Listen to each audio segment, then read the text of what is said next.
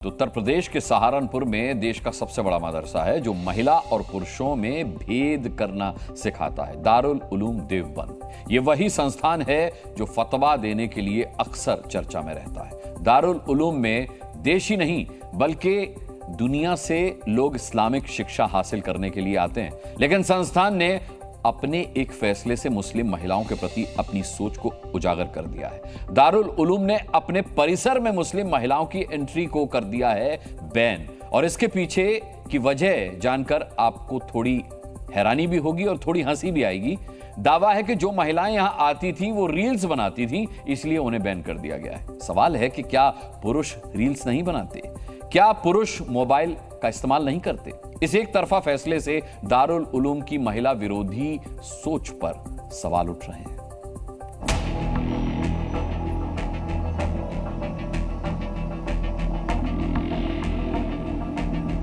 देश में इस्लामिक शिक्षा का सबसे बड़ा केंद्र है देवबंद का दारुल उलूम।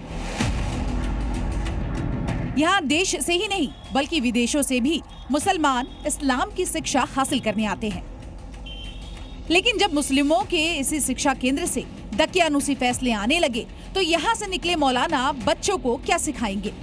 दारुल उलूम ने महिलाओं को लेकर फतवा जारी कर दिया है। अब की बार दारुल उलूम ने परिसर में महिलाओं के घुसने पर ही पाबंदी लगा दी है। दारुल उलूम देवबंद प्रबंधन ने दावा किया कि मदरसे में आने वाली महिलाएं वीडियो रील बनाती थी। रील बनाकर महिलाएं उसे सोशल मीडिया पर अपलोड कर रही थी। दारुल उलूम प्रबंधन का दावा है कि इससे मदरसे में पढ़ने वाले बच्चों की पढ़ाई पर असर पड़ रहा है, जिसकी वजह से परिसर में महिलाओं की एंट्री पर ही बैन लगा दिया गया है। उत्तर प्रदेश के सहारनपुर में स्थित दारुल उलूम देवबंद ने अपने परिसर में लड़कियों और महिलाओं के आने पर प्रतिबंध लगा दिया है। उनका ये कहना है कि महिलाएं यहां पर आकर रील्स और वीडियोस बनाती थीं, जिससे यहां मौजूद बच्चों को पढ़ाई करने में दिक्कत होती थी। हालांकि शुरुआत में उन्होंने इस पूरे मामले पर कोई ध्यान नहीं दिया, लेकिन जब से देश और विदेश से इसकी शिकायतें सामने आने लगी उसके बाद उन्होंने ये कड़ा फैसला लिया है। दारुल उलूम ने इस फैसले पर कोई आधिकारिक बयान नहीं जारी किया। दारुल उलूम देवबंद के महिलाओं की एंट्री पर बैन लगाने से जहां हर कोई हैरान है, तो वहीं मुस्लिम धर्म गुरु इस फैसले का बचाव कर रहे हैं। हर कॉलेज, यूनिवर्सिटी, स्कूल, मदरसा जो शिक्षा स्थान होते हैं, वहां की इंतजामिया को अपने तमाम अच्छे और बुरे फैसले लेने का अधिकार होता है। दारुल उलूम अपने फतवों को लेकर हमेशा से सुर्खियों में रहता है, लेकिन इस बार उसने महिलाओं को ही परिसर में घुसने का तुगलकी फरमान जारी कर दिया है। दारुल उलूम के इस फैसले पर अब कई सवाल खड़े हो रहे हैं। अगर रील बनाने से दारुल उलूम को आपत्ति थी तो मोबाइल बैन करना चाहिए, महिलाओं को नहीं। क्या देवबंद आने वाले पुरुष रील या वीडियो नहीं बना रहे? सवाल तो ये भी है कि कहीं महिलाओं को रोकने के लिए रील का बहाना तो नहीं बनाया गया। देश में पुरुष और महिलाओं के लिए समान अधिकार की बात होती है, लेकिन मुस्लिमों की सबसे बड़ी शिक्षण संस्थाओं में ही महिलाओं से भेदभाव हो रहा है। शायद इन्हीं वजहों से इस्लाम में महिलाएं अभी भी धर्म की बंदिशों में जीने को मजबूर हैं। ब्यूरो रिपोर्ट, जी मीडिया। दारुल उलूम का फैसला मुस्लिम महिलाओं पर आया है। ऐसे में जी न्यूज ने फैसले को लेकर मुस्लिम महिलाओं से भी बात की। रील के बहाने मुस्लिम महिलाओं की एंट्री पर बैन पर क्या कह रही हैं मुस्लिम महिलाएं, आपको सुनना चाहिए। मस्जिद पे या मदरसे पे जाके वीडियो बनाना और ये सब गलत है। फैसला बहुत अच्छा लिया। अगर सबको अच्छा ही लगता तो क्यों बंद करते?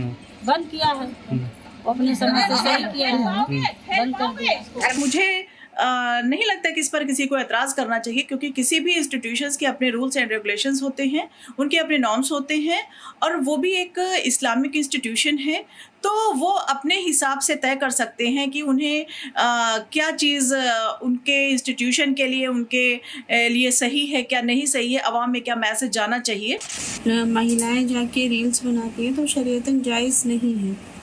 वहाँ पे लोगों को दीन सिखाने के लिए, दीन के लिए वो वहाँ पे जाते हैं। आज तक जितनी भी इस तरह की इस्लामिक इंस्टीट्यूशंस और बॉडीज हैं, उन्होंने मुस्लिम महिलाओं के अधिकार को लेकर कोई भी इस तरह की सोच या कोई कदम नहीं उठाया कि हाँ, हम एक आजाद देश में रहते हैं, कॉन्स्टिट्यूशन से देश चलता है। देश हित में यूपी के बाद अब बिहार के मदरसे की बात करते हैं। छपरा में मदरसा ब्लास्ट को लेकर केंद्रीय मंत्री गिरिराज सिंह के बयान से सियासी उबाल आ गया है। उन्होंने मदरसों को आतंक के अड्डे से जोड़ा तो ओवैसी के मंत्री ने इसे महज एक पटाखे का धमाका बताया। लेकिन आज छपरा में यूपी के मुख्यमंत्री योगी आदित्यनाथ ने मोर्चा संभाला और मोर्चा संभालकर विरोधियों को एक साथ ललकारा। यहां लालू यादव भी डेरा जमाए हुए हैं।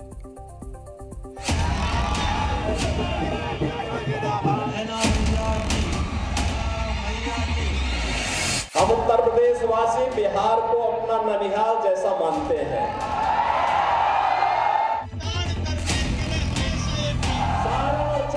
मैंने कहा अगर मुझे मोदी जी ने यूपी की बागडोर सौंपी है तो इन दंगाइयों को रसा तक तो जरूर पहुंचाऊंगा। उन लोगों से बोलिए कि भाई अगर पाकिस्तान से इतनी ही स्नेह है, इतना ही प्यार है तो भारत पे बोझा मत बनो, पाकिस्तान जाओ। बिहार के छपरा में लालू यादव डेरा जमाए बैठे हैं। अपनी बेटी रोहिणी आचार्य के लिए वो यहाँ से हिल भी नहीं रहे। तो वहीं यूपी के सारण पहुंचे योगी आदित्यनाथ ने बीजेपी के लिए मोर्चा संभाल लिया। उन्होंने राम का नाम लेकर बिहार और यूपी का नाता जोड़ रामद्रोहियों पर जमकर निशाना साधा है। रामद्रोही नहीं समझ सकते, उनकी समझ में आएगा भी नहीं, क्योंकि उनके मन में तो एक ही भाव है और वह है कि जैसे भी हो सत्ता प्राप्त करो, देश की कीमत पर सत्ता। इस बीच छपरा में मदरसे के पास हुए धमाके पर राजनीति जमकर गर्मा गई है। उन्होंने मदरसों में आतंक का अड्डा होने का आरोप लगाया है।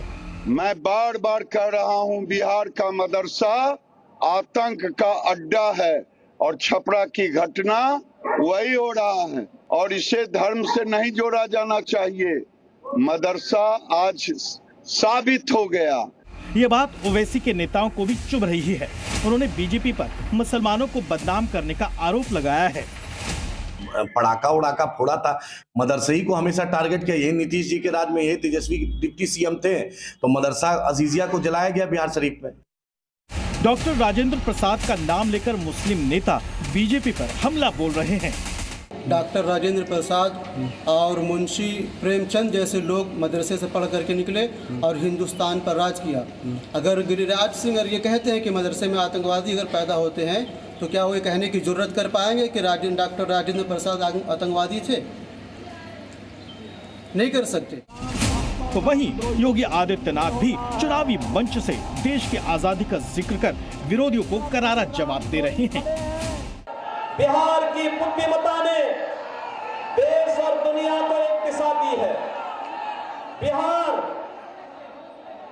यह भारत के पहले राष्ट्रपति डॉक्टर राजेंद्र प्रसाद जी की पावन जन्मभूमि है और ये बिहार देश की आजादी के बाद देश के सबसे बड़े राजनीतिक आंदोलन जिसने लोकतंत्र को बचाया था, सदैव जयप्रकाश जी की भी पावन धरा है।